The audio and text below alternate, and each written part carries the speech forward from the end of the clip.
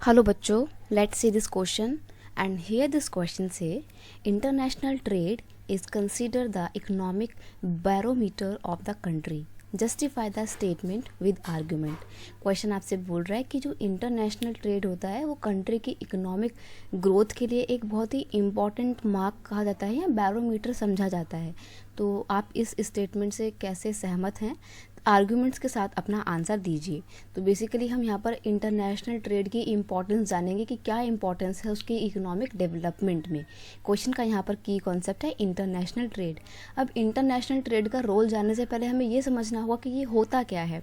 Trade between two countries is called the international trade, यानी कि दो देशों के बीच में जब कोई भी ट्रेडिंग एक्टिविटी होती है ना तो उसको बोलते हैं इंटरनेशनल ट्रेड। अगर यही एक्टिविटी एक देश के अंदर होती है तब इसको बोलेंगे सिंपल ट्रेड या इनलैंड ट्रेड बोलते हैं तब इसको।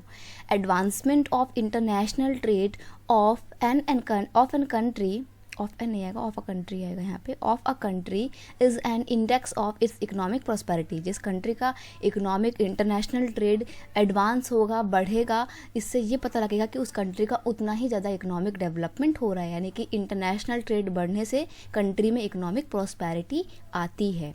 नेक्स्ट है international trade brings the valuable foreign exchange which make a country prosperous. अब देखो ऑब्वियस सी बात है, जब आप अपनी कंट्री का इंटरनेशनल ट्रेड बढ़ा रहे हैं यानी कि आप अपने देश का सामान बाहर बेच रहे हैं तो ऐसे में आपको बाहर के देशों का पैसा मिलेगा, विदेशी मुद्रा मिलेगी, फॉरेन एक्सचेंज मिलेगा, जो कि कंट्री को प्रॉस्पेरस बनाता है। इसीलिए इंटरनेशनल ट्रेड बहुत ज़रूरी है।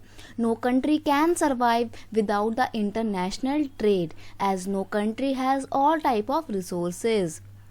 देखो कोई भी country without any international trade survive नहीं कर सकती है। हम हड़प्पन कल्चर में जाके देखें, हड़प्पन सिविलाइजेशन में जाके देखें तो सोचो कितने साल पहले की बात थी वो, और उस टाइम पे भी इंडिया अपना ट्रेड करा करती थी बाहर के सिविलाइजेशन के साथ में, जैसे कि मेसोपोटामियन सिविलाइजेशन के साथ में इंडिया के ट्रेड रूट थे या उनके ट्रेड्स रिलेशन थे।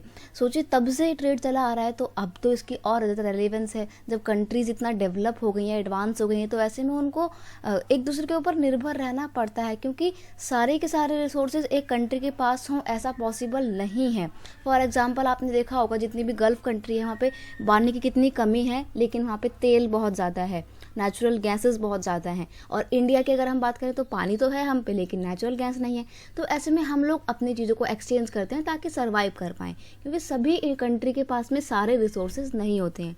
Therefore countries depend over other countries to fulfil their resource need. तो अपनी संसाधन से संबंधित या रिसोर्स से रिलेटेड जितनी भी नीड्स होती हैं उनको फुलफिल करने के लिए कंट्रीज दूसरे कंट्रीज के ऊपर डिपेंड करती हैं। तो इंटरनेशनल ट्रेड बहुत ज़रूरी है और कंट्री के डेवलपमेंट का या इकोनॉमी का बैरोमीटर इसको हम कह सकते हैं। I hope you understand it well. Best of luck.